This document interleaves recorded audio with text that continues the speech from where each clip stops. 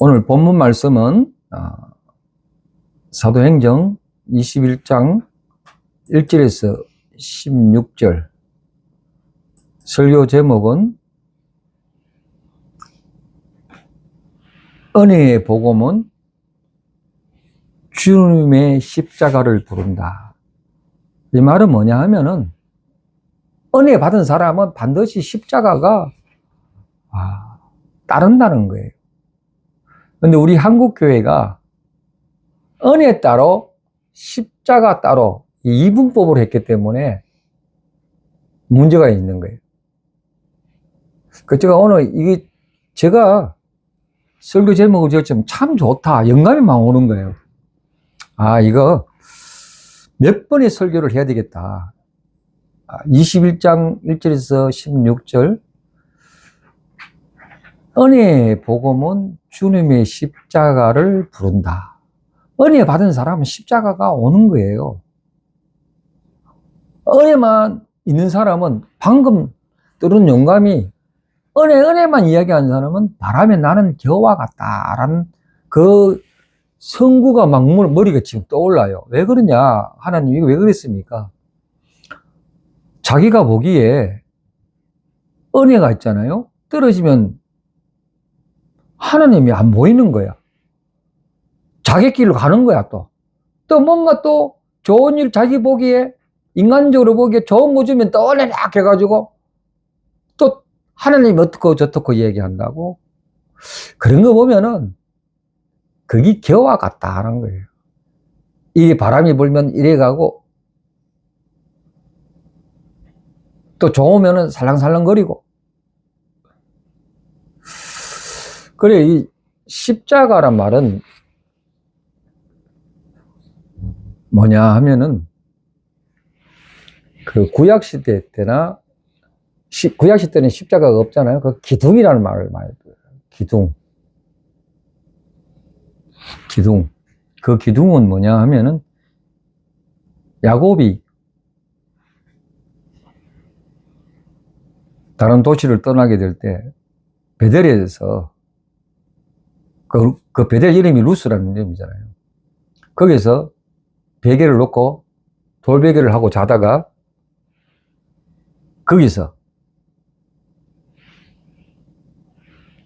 꿈에 하나님이 천사들이 왔다 갔다 하는 사닥다리를 보고 여기가 하나님의 전이구나.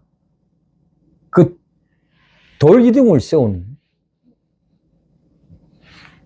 거기다 기름 부음을 보고 여기가 하나님의 전이다. 베델이라고 얘기했어요. 그 기둥을 오늘 먼저 십자가. 십자라는 말은 내 마음에 그 원리, 원칙을 딱 세우는 작업이에요. 뭐로? 주님으로. 그 은혜 받은 사람은 이 마음의 원리, 영적 원리, 그 영적 원리는 십자가라는 거를 딱 세우는 거예요. 오늘 본문 말씀을 보면은, 자, 한번 보겠습니다. 제가 나눠주는 한번 보십시오. 오늘 본문 말씀을 보면은 사도 바울의 일행이 3차 여행을 맞으면서 예루살렘을 가기 위해서 그 방향을 로도, 그 빨간 줄 보세요. 로도라는 도시, 바다라는 도시, 그걸 쭉 돌아서 키프루스 섬을, 바보라는 섬을 왼쪽에 보면서 두로란 지역에 가서 돌레이마가이, 갈사라 마르팀 이쪽을 지나서 이제 예루살렘을 가는데, 거기에 이제 이래 보면은 지난주에 우리 설교했을 때 20장에 한번 보십시오. 20장에 보면은 이 사도 바울이 예루살렘에 가게 되면은 잡혀서 죽는다.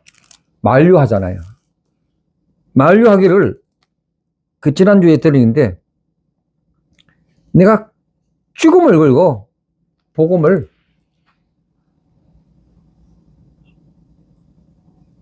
전하겠다. 생명을 걸고 복음을 전하겠다.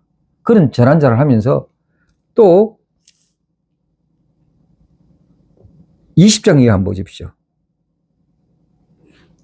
35절 제가 읽어 드릴게요.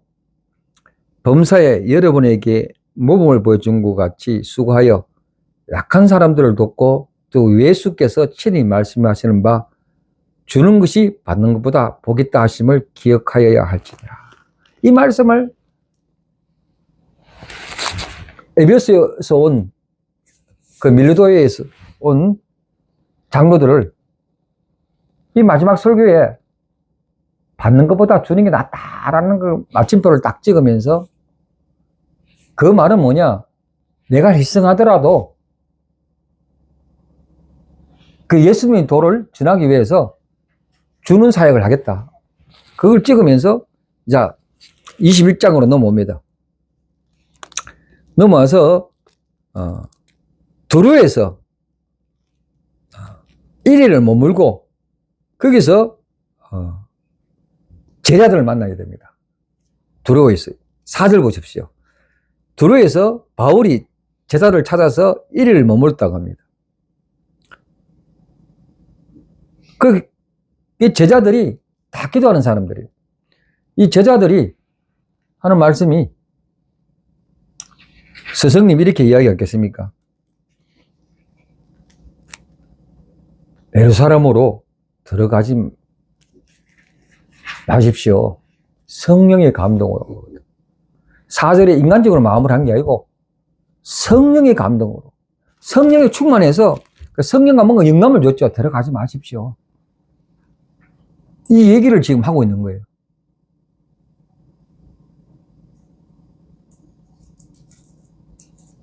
근데 또 마침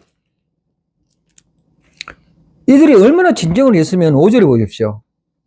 이들이 다른 지역으로 떠나갈 때 그들이 함께한 처자와 함께 자식들과 함께 아내와 함께 성문 밖까지 전송하면서 바닷가에서 무릎 꿇어 기도했다. 얼마나 진심입니까? 자기 스승을 위해서 온 가족이 나와서 그 뱉으라는 장면을 보고 울면서 기도하고 참 아름다운 공동체입니다. 이게 뭔가 아픔이 있고 할 때 우리 공동체가 그 한 사람을 위해서 울면서 기도하는 장면, 이게 공동체예요. 공동체는 뭐 주일 와가 그거 끝나는 게 아니라는 거야. 진심으로 온 가족이 진심으로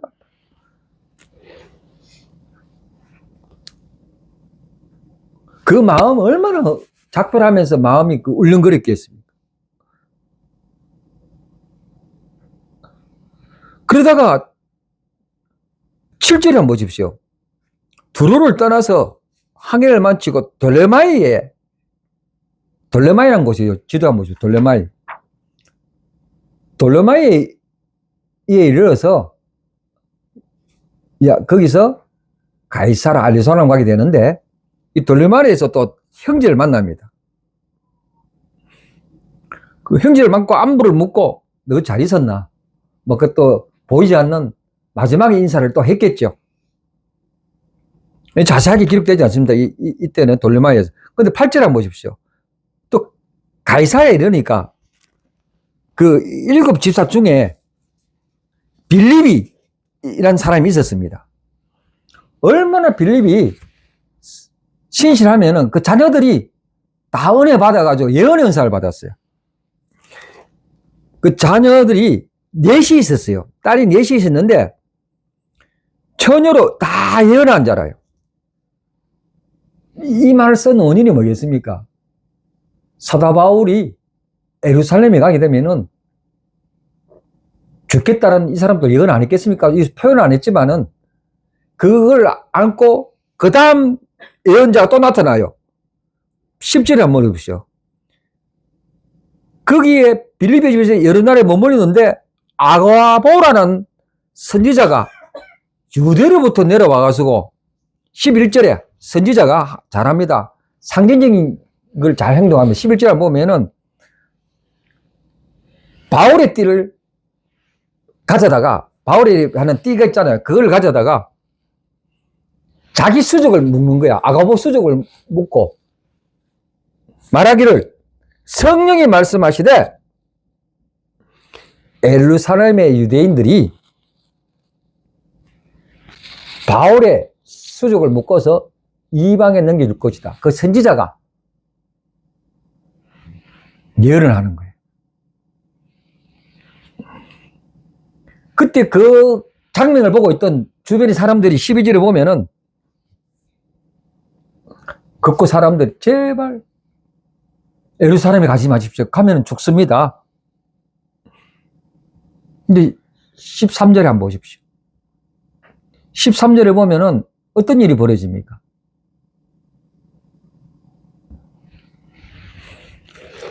바울이 대답하되 여러분이요 어찌하여 울어 내 마음을 상하게 하느냐.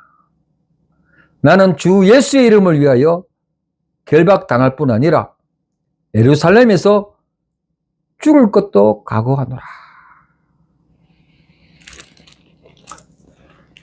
이미 자기는 죽을 준비됐다.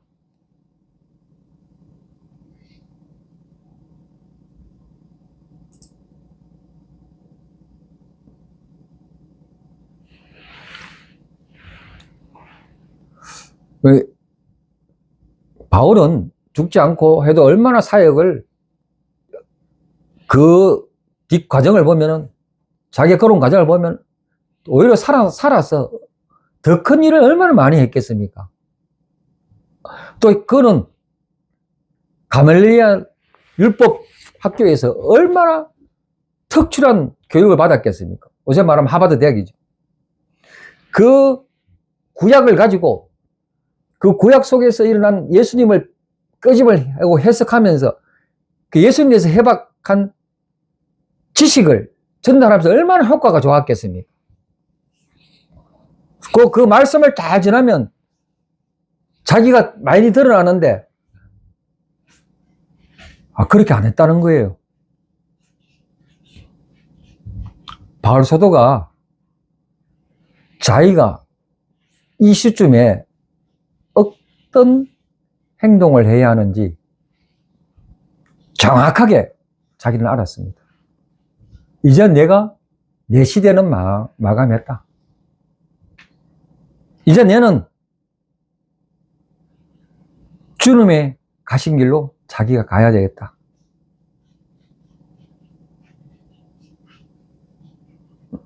그거를 예수님과 같이 십자가에 못 박아 죽어야 되겠다.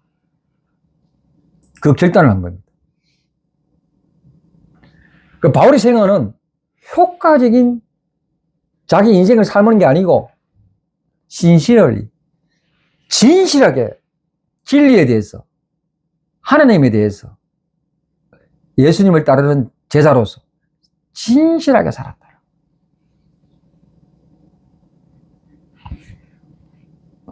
바울은 투옥과 결박을 넘어서 예루살렘에서 죽을 각오하고 지금 아주 비장의 마음을 가지고 준비하고 있다는 겁니다. 이렇게 된 마음이 인간적으로 말하면 권력이겠습니까? 자기 명예에 의해서겠습니까? 인간의 박수 갈채를 받기 위해서 그랬겠습니까? 바울이 죽을 각오한 것은 13절에 보래 이렇게 말합니다. 바울이 대답하되 여러분이요 어찌하여 으로 내 마음을 상하게 하느냐. 나는 주 예수 이름을 위하여 결박을 당할 뿐 아니라 예루살렘에서 죽을 것도 각오하였노라. 그 원인이 딱딱한 거 없습니다. 제가 이거를 주 예수 이름을 위하여라는 것을 헬라로 찾아보니까 헬라로 위하여 페오스를 위하라는 것도 있지만 예수님 때문에 죽을 각오했다.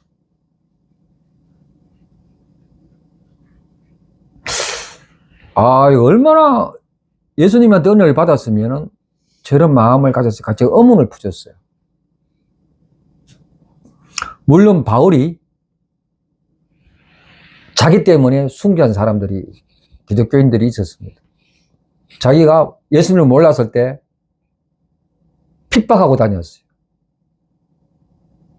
근데 어느 날 다메섹에 가는 중에 예수님을 만나서 완전히 돌아섰잖아요. 그때 내가는 정말 하나님을 반대하는 자였구나. 내가 바로 예수를 핍박하는 자였구나. 깨닫고 완전히 돌았습니다. 그때부터 바울의 인생은 엄청난 은혜를 받는가 동시에 어떤 일이 벌어졌느냐? 인간적으로 말할 수 없는 시련과 고난을 받았습니다. 이제는 드디어 죽음의 직전까지 온 거예요. 그걸 바라보고 엄청난 은혜가 얼마나 쏟아졌기 때문에 저렇구나. 그걸 바라보면은 바울이 예수를 만나는 엄청난 은혜지만 거기에서만 갖추어지지 않았다는 거예요. 우리는 첫사랑에 거기만 머물러 있으면은 더 이상 확장이 안 되고 그 첫사랑도 없어지잖아요. 세월이 가면. 바울의 인생을 가만보니까 그 첫사랑의 예수님의 사랑을 잊고 한 발자국 한 발자국 낼 때마다 예수님과 동행하면서 그 은혜가 더 넘쳤다는 사실을 보고 있습니다.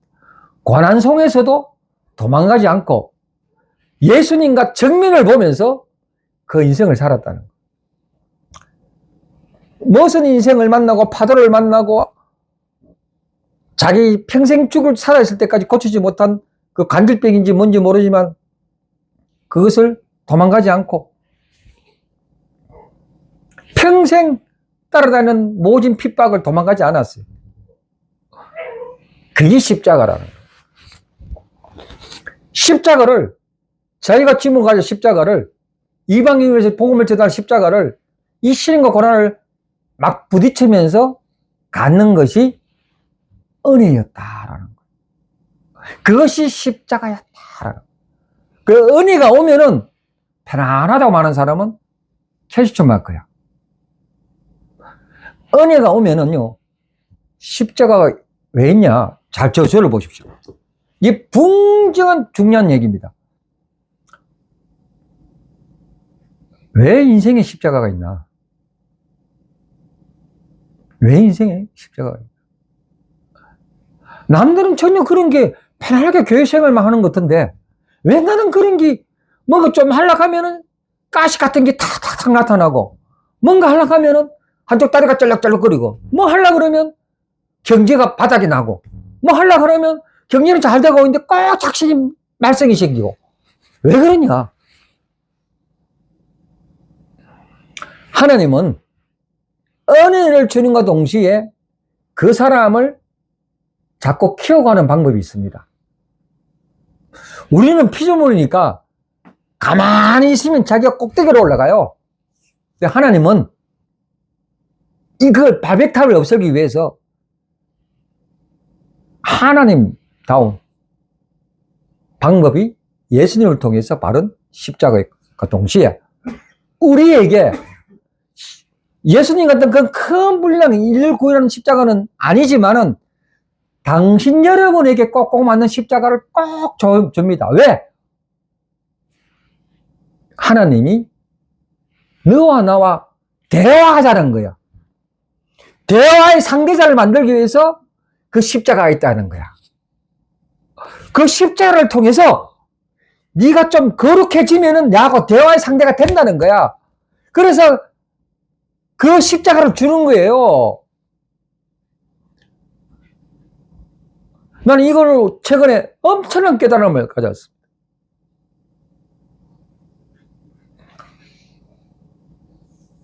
은혜한 사람은 바람이 나는 개와 같습니다. 은혜 없으면 눈 감고 지 마음대로 해버려. 근데 신앙생활 하는 사람은 은혜가 있는 건 동시에 말로 펴는 가정마다 십자가가 다 있어. 저는 그걸 굉장히 중요하게 봤습니다. 가정마다 개인마다 다 있더라고. 아, 이게 은혜구나 하는 걸 알아야 돼요. 양면성이 있다는 걸 알아야 됩니다. 이게 복음이라는 거예요. 복음은 내가 죽어서 천국 간다. 그거 아니라는 거야. 그게 구원이 아니라는 거예요. 복음은 예수 믿는 이유는 내 안에 성령이 모셔서 거룩한 성전을 만들었어. 그게 예수님을 모시는데 거룩하지 않으면 대화가 안 돼. 그 대화의 틈을 만들기 위해서 자꾸 내가 모르는 그 가시를 자꾸 생기고 그것 때문에 매달리고 무릎 꿇고 기도하고 나도 모르는 사이에 한 걸음 한 걸음 가는 게 우리 인생입니다. 그래야 성전에 벽돌이 쌓아져서 마음속에 성전을 짓는 거예요. 그게 가버리 내가 주인이 된 거 없어. 가만히 보니까 예수님이 딱 머리에 주인이 돼가지고 우리 인생을 컨트롤하는 거예요. 이게 예수 믿는 사람이에요. 예수 믿는 거 십자가 진다는 건 뭐냐? 내가 인생의 주인 내가 머리를 쳐드는 게 아니에요. 예수님이 머리 쳐들면 그 독사락해가 밟아보잖아요. 원시복음에 나오는 거예요. 독사가 머리를 드니까 여자가 낳은 씨가 그 씨가 독사를 밟아본다 그러잖아요. 조금 발꿈치를 상하게 해도 우리 인생이 똑같아. 은혜를 받으면요. 예수가 주인 돼서 내가 머리 딱 쳐들잖아요. 딱 눌러버려요. 십자가로. 이게 구원이야. 이게 구원이요. 현실의 구원이에요. 현실. 이걸 될 때까지 우리가 하나님을 택한 거 아니에요. 착각하지 마세요. 우리가 예배 드린 거 하나님이 우리를 택해가지고 그렇게 만들기 때문에 그래 살 수 없도록 밖에 만들었어. 내가 주인대로 타는 거 절대 하나님이 절대 그 눈고 사람아서 그냥 가만히 있지 않습니다. 내가 너 인생의 주인이다. 너 마음의 주인이다. 확정시키는 거예요. 그 십자가를 보는 거예요. 십자가를. 그래서 은혜 이끌어 십자가. 은혜와 십자가가 있어야 내 마음에 부활이 있다는 거예요. 좀 더 인문학적 얘기를 할게요. 우리가 왜 인생을 사느냐 하면은 내 머리에 나라는 게 돌이 꽉 차 있어. 이 돌을 십자가로 깨부수면서 그러면 어떻게 되느냐? 성령이 차잖아요. 성령이 더 확장되잖아요. 인식의 세계관이 넓어집니다. 하나님은 나와 대화를 하기 위해서 인식의 확장을 자꾸 넓혀주는 거예요, 인생을. 이게 넓어지는 과정이 구원의 과정이야. 하나님은 죽을 때까지 이 과정을 우리를 이끌어 가십니다. 이게 말씀이 이끄는 삶이란 말씀입니다. 어떤 일이 생기냐면요. 베드로가 로마에 시들 때 베드로가 있잖아요. 로마의 그 크바디스 영화를 봤는지 모르겠습니다. 그 로마 왕이 그 불타는 로마 그걸 보고 또 불을 타면서 예수 믿는 자를 핍박을 하니까 베드로가 그 예루살렘 성을 떠나게 됩니다. 그런데 어떤 한 분이 베드로를 보는 앞에서 스치면서 예루살렘으로 가는 거예요. 근데 예수님 산 것 같아. 그래서 베드로가 이름 묻습니다. 크바리스 도메니에르. 주여, 어디로 가시나이까? 예수님이 이렇게 합니다. 나는 예루살렘 성으로 간다. 죽으러 간다라고 표현합니다.